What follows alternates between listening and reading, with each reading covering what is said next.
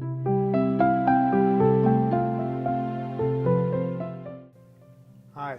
welcome back to the railroad. Well, I've been a little disappointed here lately because I went to put some switch machines in. I'm using Tortoise switch machines on all my turnouts. And as I've done before in the past, at least a couple of times, maybe 3, maybe 4, I broke the throw bar. Now this is a problem because on my microengineering turnouts, they really are very scale for ON30. And when you break one, especially after it's glued in, as you can see here in the ballast, it becomes a real difficult problem to fix because if I take the switch out, it's basically ruined.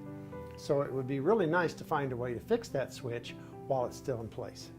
And that's what I came up with, I hope, is a solution that will work for some time.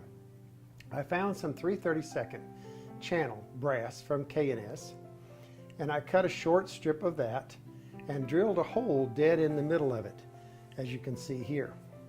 Now it was a little thick, so I came back and I thinned it down a little bit to get it down so that it was just as thick as my throw bar itself. And then a little epoxy to glue that on, and I lined it up with a pin so it would be back in the center where I had the hole originally drilled. And lo and behold, it did work. And this probably will hold for some time because, as an engineer would tell you, when the throw bar is being pushed by that pin, it's being pushed against the plastic that was already there, the broken piece. But the broken piece is simply under compression. The other side is simply being pulled, and a feather could pull that point rail away from the diverging route there. So I'm actually only pushing, and my bracket, my little piece of channel, only has to hold those two broken pieces in a line.